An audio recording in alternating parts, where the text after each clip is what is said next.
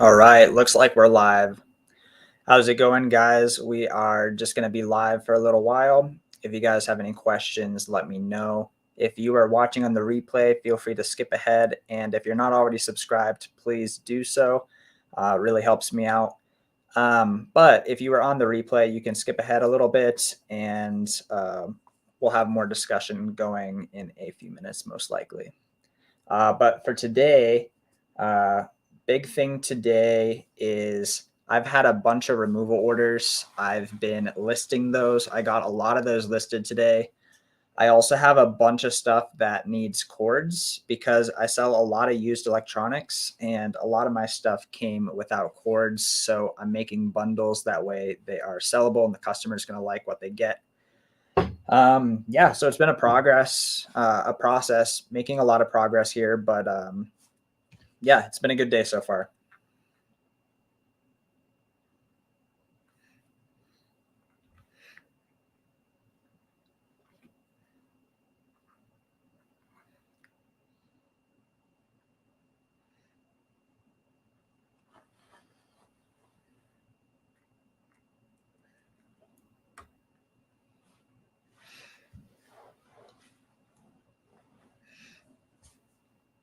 Also, I was super excited today because if you guys don't know, I've also been starting a little bit of a side hustle when it comes to selling concert tickets. I purchased my first set of tickets just about 5 days ago.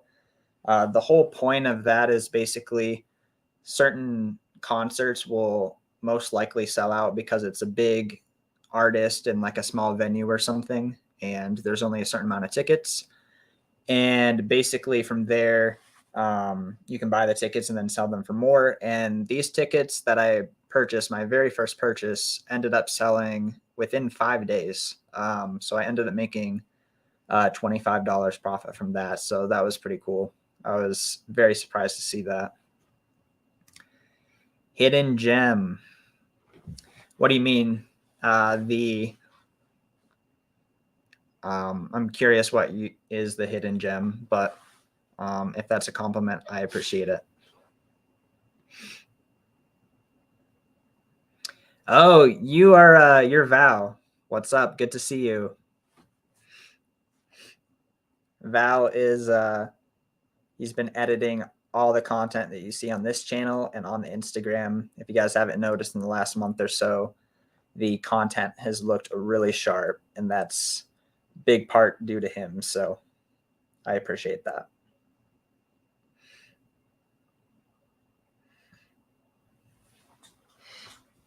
But yeah, today's been a good day. It was really cool to see that the tickets have sold, sales have been good.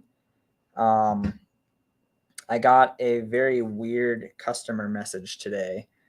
Basically, the customer was asking for an invoice with like verified tax stuff. I've never received a message like that before. But I looked and it looks like they were from Spain. So I'm assuming it had something to do with like when you buy something internationally, sometimes you have to pay some kind of extra tax. So nothing was actually wrong there.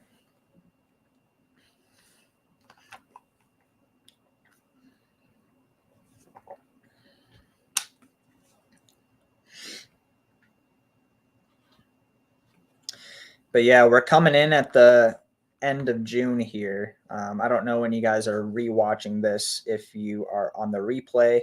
But for those of us who are here right now, it's the end of June. Curious how your guys' sales have gone at the end of June. For me, sales are probably around where I'd expect. Probably going to hit 80K for the month. I'm happy with that. That's good. That's about where I'm looking to be for this month.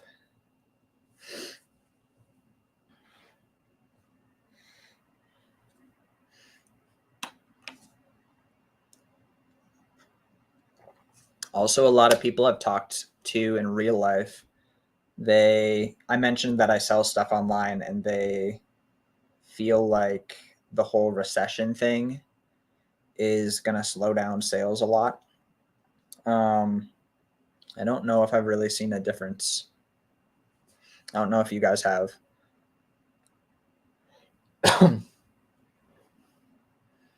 feel like my point of view is that if you're buying stuff where the data is right and like there's data to support that the item is selling fast, it's not going to be a problem. It still might sell slightly slower if some big thing is going on, but they're still going to get good sales regardless of a recession.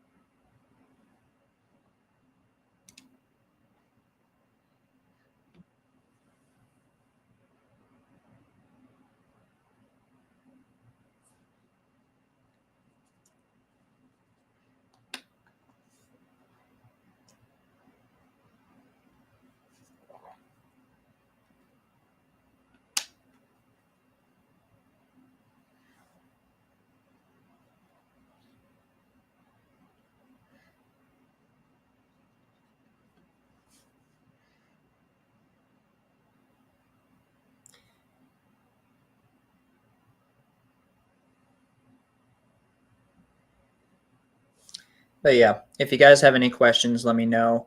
Yeah.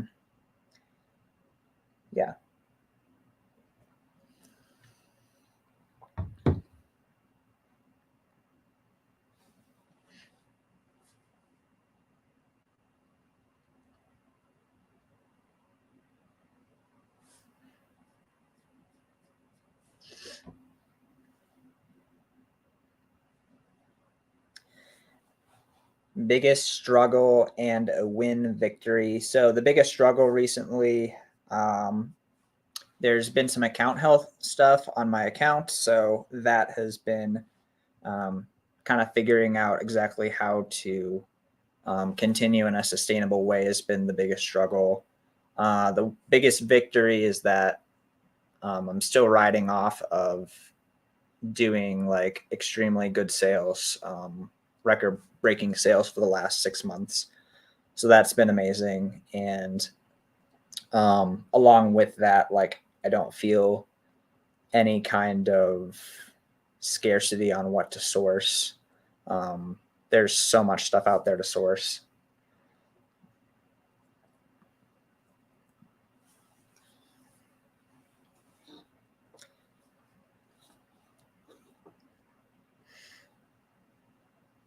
And also, like the Instagram and the YouTube have been growing really, really well recently. So that's been a win. That's been super cool to see. Getting to meet new people every day. Yeah, it's been cool building the friendships and the relationships in the reselling space here. Top 3 problems you don't want to encounter in reselling. I feel like the biggest problem that most people have would be not knowing what to buy. I think that is the biggest problem that people have because so many people just say, I can't find anything. I can't find anything. And being able to find inventory consistently on a regular basis is probably the biggest hurdle when it comes to reselling. The second way that I'm going to start that sentence over, probably the number 2 problem that people have. Let's see. So the first one was not being able to find inventory. The second one is probably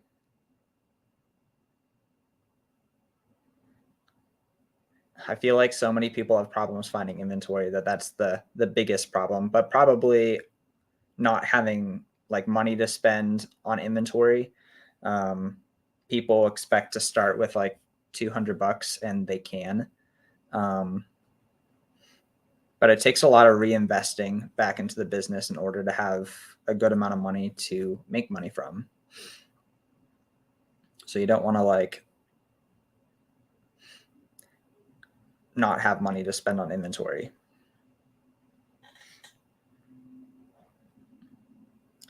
And the third problem, probably like technical issues, like they don't know how to list, like something goes wrong with their listing. Just something doesn't go right with the technology that just makes it be a big hurdle to get over and really slows them down. Like, for example, if you can't get your software to work, if you can't get Inventory Lab to work, that can be a big problem. So that would probably be the third one, having technical stuff not go very well.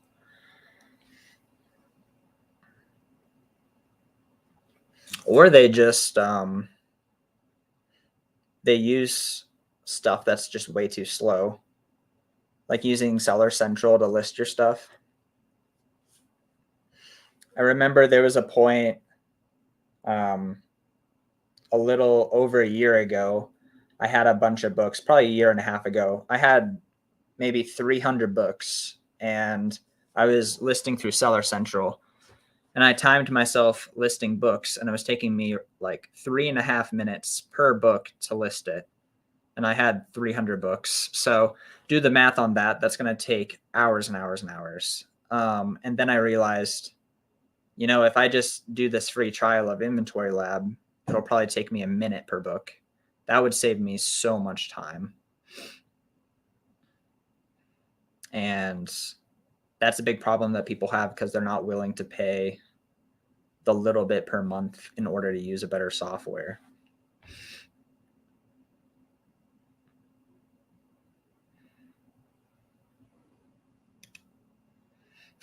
Could definitely ruin your mood. Could ruin your outlook on life. Make you say that Amazon's saturated because can't find enough profit to make it worth spending 5 minutes a listing on. But listing shouldn't take 5 minutes.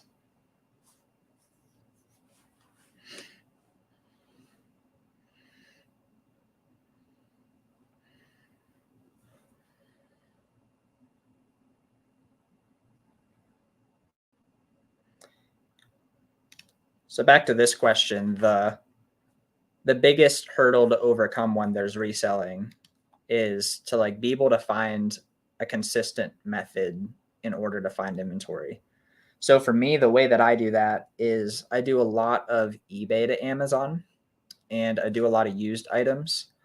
So there's a whole market of items that are $50, $100, $200 that people don't want to purchase the new one because it's like $300 or $400, but the used one is half the price or 70% of the price, and they could save like $80 buying a used one.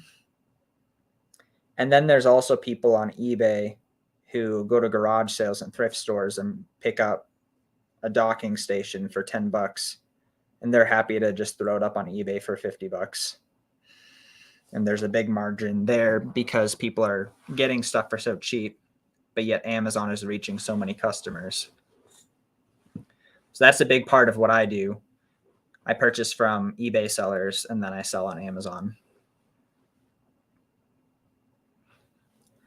Another really common way that people find inventory is they sell shoes and like Nikes.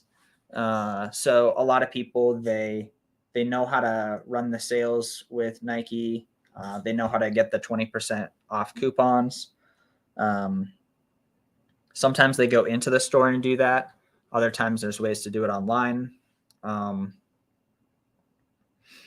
But basically they get really good at the shoe sourcing. And there's people who literally do millions and millions a year with just apparel sales.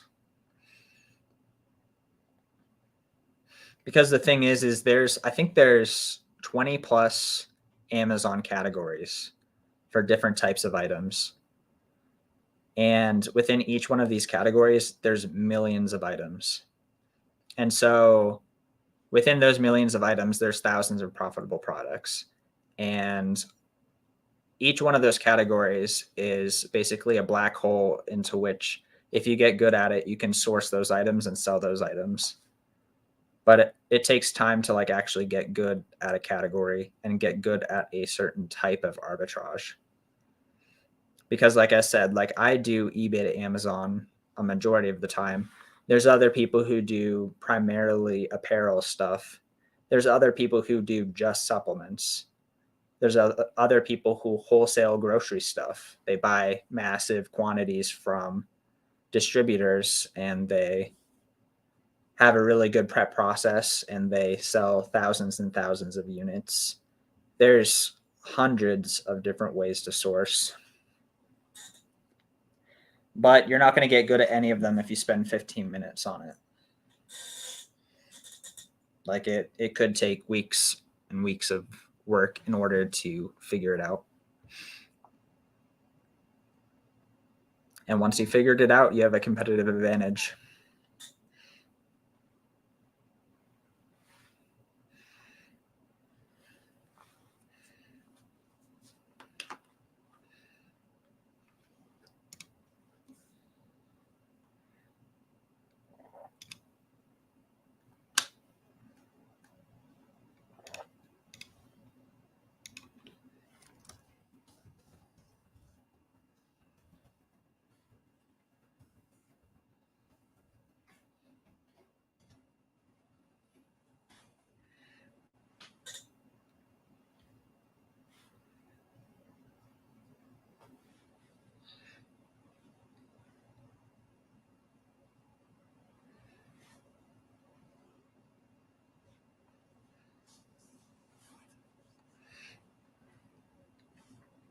Another way that people source stuff is literally just sending in books.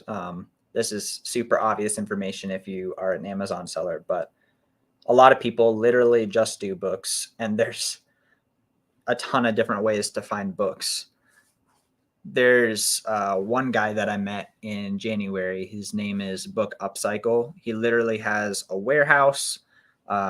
He has really expensive equipment that he basically has a conveyor belt with a scanner, and he loads all the books onto the scanner and automatically scans all the books. And he has a huge operation that also with some pretty expensive software that lists major bulk books, and he just gets books by the truckload sent into his warehouse, and he sends lots and lots and lots of books in. But then there's other people who literally just go to thrift stores and they just scan all the books at the thrift store. And then you can also go to estate sales. You can do kind of backroom access with estate sales and make relationships with the people who run the estate sales. That way you get into the house before anyone even sees the books. You can do a service for people who need to get rid of their books, just common, regular, everyday people. You can make an ad on Facebook Marketplace and offer to do a free book pickup. And that's a way to get free books. You just have to go drive and pick them up.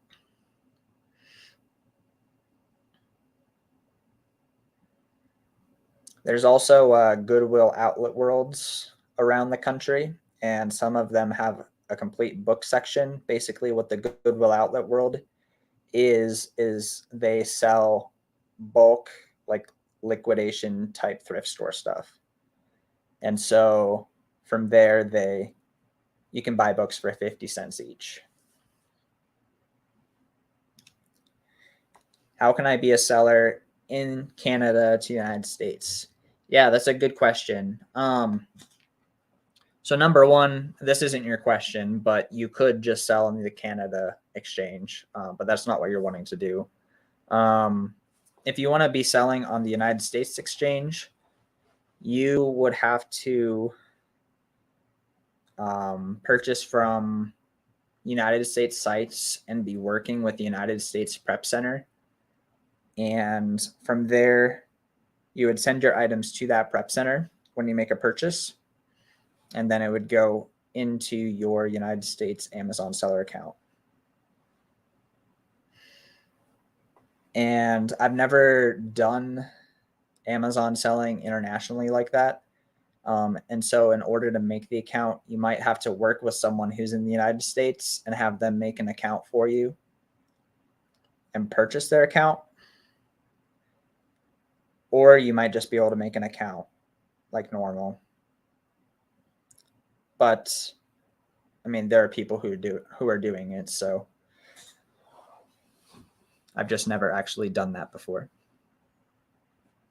But like, I know of people who are in Turkey who are selling in the United States marketplace, India, Canada, Mexico, El Salvador. I'm going to even just look up and see.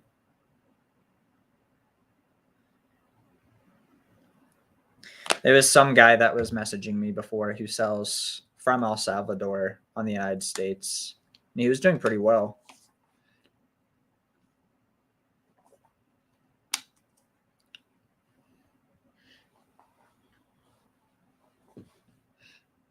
I'm curious, Jacob, does it let you, when you're on the United States Amazon site, does it let you make an account from Canada? I'd be curious to know that.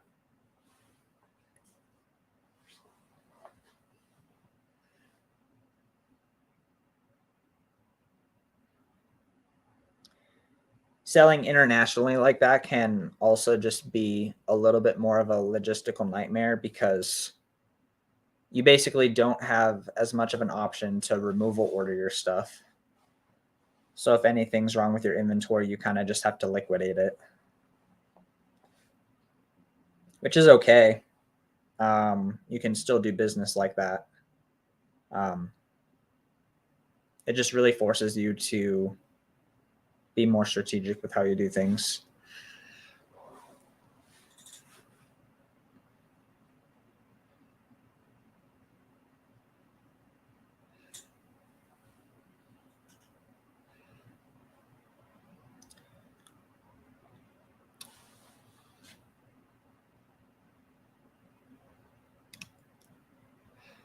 Jacob saying they let me. I just didn't know how to sell there, and I'm located in Canada.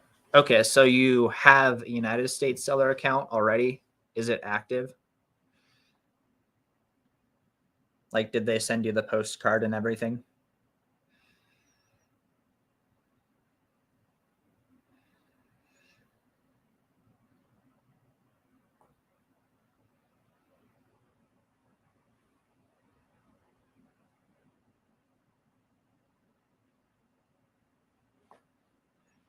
Because if they sent you the postcard, you'll probably just have to work with the United States Prep Center. And I think there's like 100 of them. Okay, so you have the postcard, it's all set up. Yeah, so you'll just have to work with the Prep Center. Yeah, I'm thinking of, there's several of my friends who have United States Seller Central accounts, and they don't even live in the United States or like currently aren't living in the United States. One of them is in Costa Rica. Another one is in Colombia. Another one is in El Salvador. Another one of them is moving around all the time. He was in Costa Rica. I think now he's in Texas. So people definitely do it.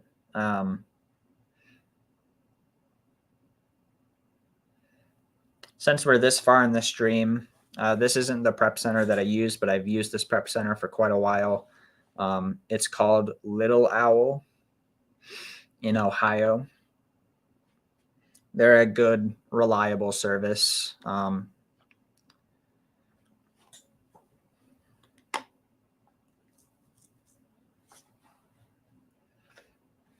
So that's one recommendation. They were always good to me.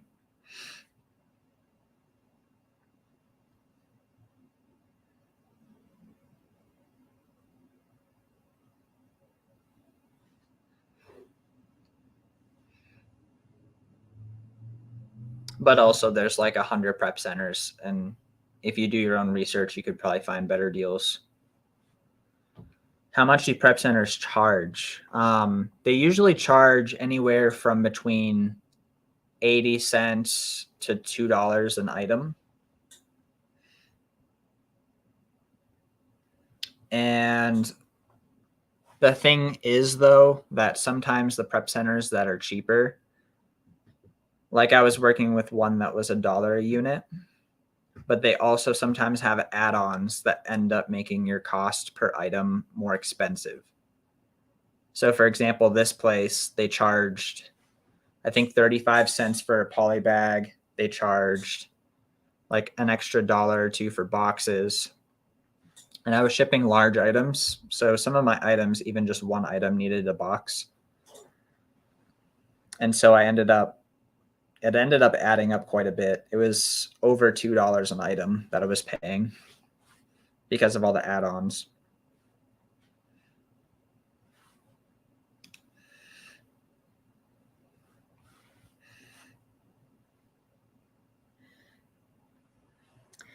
I posted a reel today actually about prep centers. I don't know if you guys saw it on Instagram, but in the caption, I talked about the pros and the cons to prep centers.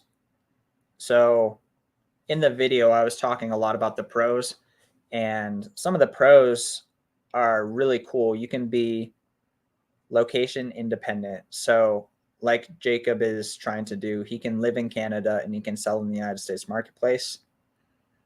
Like he could be in a remote like log cabin somewhere up north in the woods with a Wi-Fi connection, and he could be a 6-figure Amazon seller from his log cabin as long as he has internet connection. He would never have to see any of his items if he didn't want to. And you could also be in Costa Rica and do the same thing. So that's a big perk. And another perk, it frees up your time. It's basically just delegating and having someone else do your prep, which is a big deal. Some of the cons to it, though, is probably one of the biggest things is that you lose some of your quality control. So you could be sending in, let's say there's a 6-ounce like shampoo that you're sending in. It's supposed to be 6 ounce, but you purchased it and it actually is a 5 ounce or a 4 ounce or something. And you're just sending it to your prep center. You're probably not going to discover that until you have 6 customers like angry at you. But if you had it sent to your house first, you would have discovered that. Prep center might not catch that. So that's a con. Like I know some of the biggest Amazon sellers, like Amazon Lit, for example, he really wants to do his own prep because he can do the quality control. He can make sure that the items are exactly what they're supposed to be. So it's almost like a little continuum. At the very beginning, you might not want to use a prep center, potentially. But then maybe in the more like intermediate state, a lot of people will use a prep center. And some of the biggest Amazon sellers, like if they have a huge operation and their own warehouse and everything and their own employees and all of that, they can even prep items cheaper than the prep center. And they're going to be saving on prep doing it themselves. And they're going to have the quality control. But I mean, it's also a matter of preference. Like, do you want to have the lifestyle of having your own employees and warehouse? I definitely don't. So it kind of comes down to knowing yourself. Like, what do you want out of Amazon? Are you wanting to like build a $10 million a year Amazon store? Are you trying to be cutting down as much time as possible and making a good living for yourself? So yeah, I think that's a good place to end it. Thank you guys so much for coming out. This was fun. I plan on not streaming tomorrow, but I plan on streaming Friday. So I will see you guys then. Take care.